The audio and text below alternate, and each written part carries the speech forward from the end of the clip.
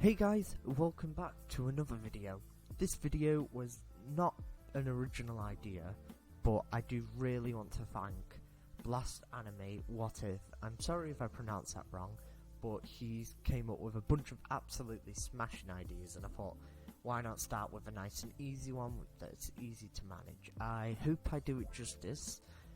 Anyway, I just want to thank him a bunch. So, now this is where I go into the portion where I beg for likes and subscribe.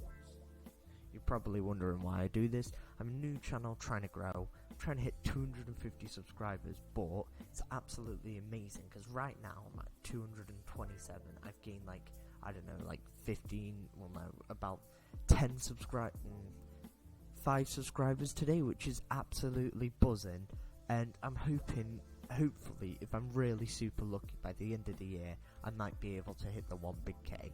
That's just a channel goal. It doesn't have to happen, but you know, you should always have a goal. Aim high, dream high, something like that. Anyway, so, to start this what if, it starts actually in the Saitama universe. Universe S, if you like. Saitama is on the moon for some random reason. There's no immediate threat. I just want to clarify that. There's nothing happening, no immediate threat, and he's just like, screw it, I'm gonna jump to the moon again.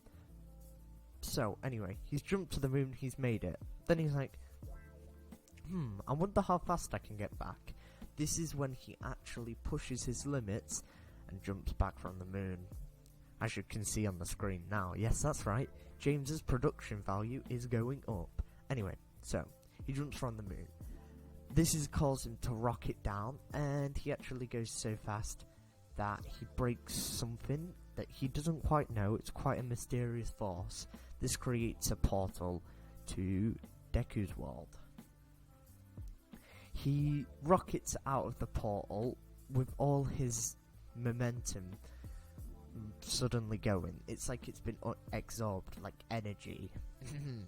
So, to explain this a little bit, I'm using... because energy cannot be created or destroyed, it's been transferred.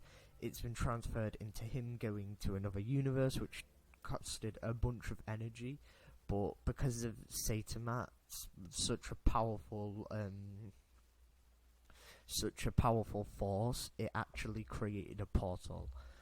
This portal led him into Deku's universe, where they will meet, because Deku is getting back from UA. You know the story from here. He's just been bullied by Deku, and he's just about to see the slime monster. This time he's left a little bit early, because Bakugo basically, because class miraculously ended early. It's very coincidence. What happened was, something happened which caused the school to basically finish 5 minutes early, and I was like, it's fine, it's last day, everyone needs to apply anyway. So this meant everything was happening 5 minutes beforehand, which also meant All Might wouldn't be by the slime monster in time. Sorry, I'm just taking a drink. This is a good and a bad thing. It's a bad thing because Deku doesn't meet All Might, but instead he sees a balded man that has some mysterious but calming aura coming off him jump out of a portal when he gets attacked by a slime monster out of nowhere. So he's been attacked by a slime monster. This is when a mysterious man comes out of a portal that's bald and powerful looking.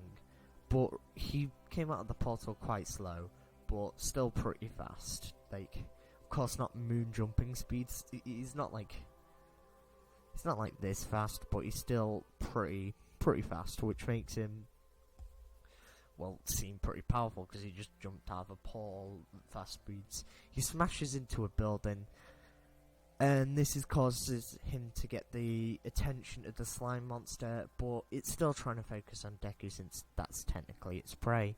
So that's what it does. It focuses on Deku, and then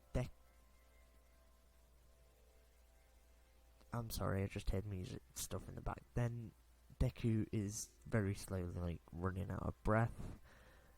This then causes Saitama to go, guess he needs help in like the weirdest voice, most casual voice ever. So what he does, he decides to just punch, and this punch blows away. Well, of course, he punches, which blows away the slime monster. Then he realizes, oh no, there's a kid in there, isn't there? See, he has somewhat morals, and he doesn't want the kid to get hurt, so he punches dead casually. Smoke comes off his fist. The slime monster is completely obliterated.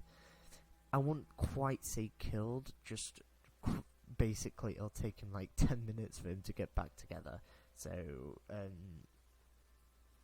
Saitama's like, guess I'll leave him. And then he picks up Deku to check whether he's okay, because he kind of just hit him with a full, like, breath wave. Deku is fully knocked out.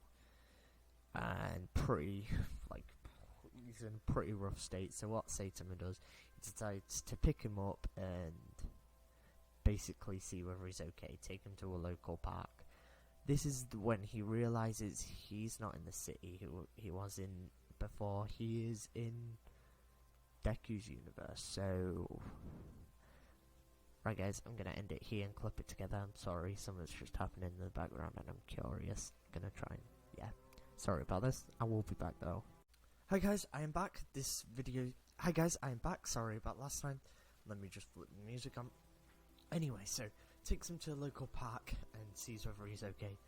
Deku wakes up and he's like, whoa, what happened? Was that a dream? Then he sees a shiny bald head shining in the sun, all beautifully, and he goes, Baldy! And then angry Saitama face, and it's like, is that all you look at? He calms down again. Deku awkwardly gets up and thanks him for saving him. Then he asks, what's your quirk? Saitama responds with, huh? Quirk? And that's when Deku's like, wait, you don't have a quirk? And Saitama's like, whoa, what's a quirk? And then that's when Deku goes to explain the whole quirk theory and how people have superpowers in this universe. That's when Saitama goes, no, just an average human then. And Deku goes, so your quirk was like me. Where did you get your power? And All Might, of course, is... I just called Saitama All Might. Saitama's like, I trained really hard, serious face on. 100 press-ups, 100 sit-ups, and a 10-kilometer run. And then Deku's like, oh, okay. He starts writing it down. Then he says something out of character for him, but he's still kind of urged by adrenaline. And he's like, wait, can you train me? And this is when he goes on to a speech. Cue, you know, the that music. I've always been quirkless. I've always been bullied for being weak. I've never been able to stick up for myself, and that's irrelevant though. That's not why I want a quirk, not why I need a quirk. See, there's somebody I look up to. He's called All Might. He's super strong, but it's not just that. He's always smiling, no matter the odds. He's a hero. He's a symbol of peace. He makes us all feel safe. And I want to be like him, so I can defeat the villains and save everybody. That makes Saitama flashback to when he was a kid. Well, no, when he was younger, and he had luscious locks, well, no hair. Anyway, so it flashes back to when he had hair, and when he was weak, and in the same situation as Deku, just mirrored it. And he realised he actually got his strength for selfish reasons compared to this kid. That's when he decides, well, I'm stuck here for the meantime, so I might as well train you. And he says to the kid in a serious voice, are you ready to receive the power? Are you ready to receive the training? Are you ready to join my dojo? Deku's like, wait, you have a dojo? That's ace. And then Saitama's like, no, but you will learn power. And Deku's like, oh, okay, that's a bit weird. but he doesn't say that to him. He's just like, yay, thanks, and timidly then walks off. That's when Saitama asks, wait, that's when Saitama thinks, wait, if I'm in a different universe, how am I gonna make money? How am I gonna spend money? I was tight before when I had a hero job, now I don't even have that. And that's when Saitama goes back to Deku and asks, wait, is there a hero agency here? Yeah, we'll go hero agency. That's when Deku goes like, well, there's a few, but you've got to become a pro hero before. But I guess you could maybe get a job. And that's when that is when Saitama's like, oh, okay, I'll have a look, I'll apply. And Deku's like, okay, that's nice. Anyway, so when will the training start? Of course, U8 is in 10 months, so Saitama says straight away, in a serious voice again. I'm sorry, I'm gonna have to cut again. So, Saitama agrees to go get a job. As Deku goes home, Saitama then goes to the hero agency to see whether he can apply. First of all, he does have to do an aptitude test to see whether he's powerful enough to apply. He smashes the whole aptitude test. I mean this literally. Smashing the jump test by smashing the ceiling. Smashing the punch test by smashing the punch. This is a little bit similar to when he did it for the hero. When he did it for the hero place back in canon for him. Of course, this causes issues because everyone's like, what's his power? And people are jealous and don't want to basically mess with him. He gets a job as a sidekick as somebody's agency. Yet again, working in the night because he doesn't want to be noticed. He wants Deku to become the symbol of peace, not himself. He works a bit like Aizawa, hiding from the press. Anyway, so the 10 months go by, and they just do normal training regiments, but because Deku's training with Saitama, he's kind of absorbing his power, which leads to him basically becoming as strong as Saitama. Saitama then tests Deku's power at the end of the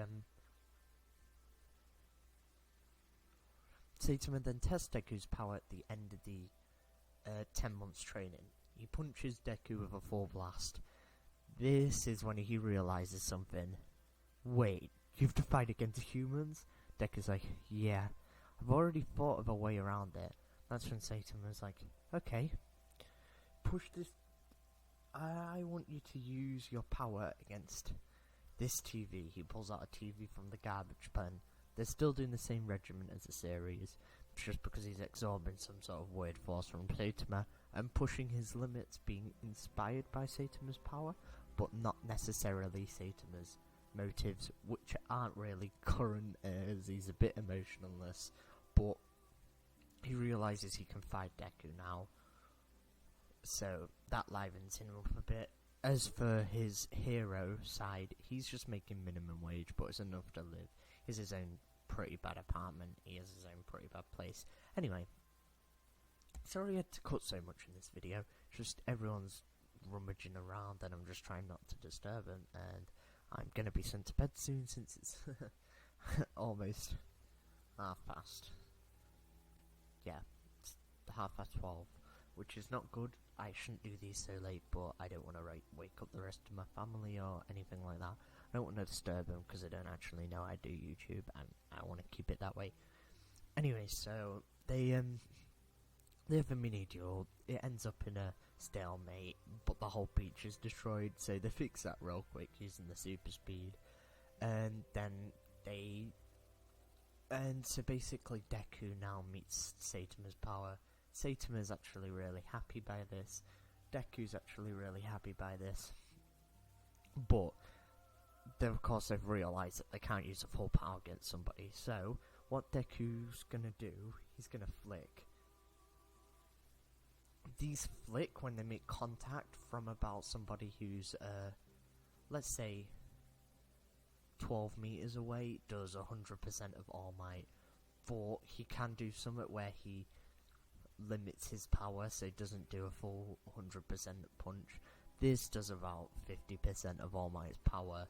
That's a 100%. Well, that's a not 100% punch does about 50% of All Might's power on contact. Then because you can also dial it down as much as he wants from there onwards, but that's when it jumps to the full like 100%, and well, not 100% All Might, 100% him. So you could, like, let's say it'll just burn the robot, and like it will melt the robot using the friction that it'll create from his punch. That's when Satan's like, well, you've met up to, you've matched my power, so there's not much point in me being here. I might as well go home. So Deku's like, wait, that's a good question. How did you get here in the first place? That's when he said, well, kind of jumped really, really far. Wait, Deku's like, what, like to the moon? And then Saitama's like, well, yeah, I'm back. That's when Deku's like, no way, what is this man's power? And then he realizes, what is our power? So then Saitama jumps from the earth back to the moon, realizing if he jumps from the earth here, he will cause a lot of hell for Deku, because he'll have to A, clean up the beach, B, clean up the property damage. So he decides to jump to the moon, not cracking the ground. And that is when he jumps from the moon back into his own universe. Boom. He's now gone. And Deku's there. Oh. Yeah, I want to thank Anime. Oh my god, I've messed this up. I want to thank him again. He has helped me out a bunch. But that's leaving Deku all by himself. 100% Saitama. Right, I'm going to have to leave this episode here. It's A, because it's so cut up, and B, because it's got to the point just before the UA attack. I like doing like a mini pre-log, I guess you could call it. Thank you again. I hope that I've brought your idea to justice. I just don't want to mess up this idea like I already have, but I hope I've not messed it up too much for you. Thank you for the amazing idea, by the way. I am going to hopefully play around with it a bit. As for All Might and Bakugo, All Might was able to save Bakugo due to him not spending all his strength, which means Bakugo is still alive. I just want to clear that up. But he's still at the same power level.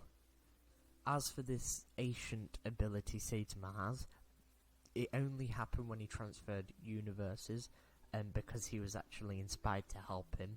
That's why it's not affected Genos. And I'm also kind of making it up a bit, but as for Deku, if he inspires other people, he could have the ability to pass it on, but I'm not going to yet, because I don't want to make everybody overpowered in this series, because then kind of takes it away from Deku. Anyway, I want to thank you for watching. You've been an amazing audience. Sorry if I didn't bring this idea to justice. If I have, comment. And thank you for watching. Goodbye.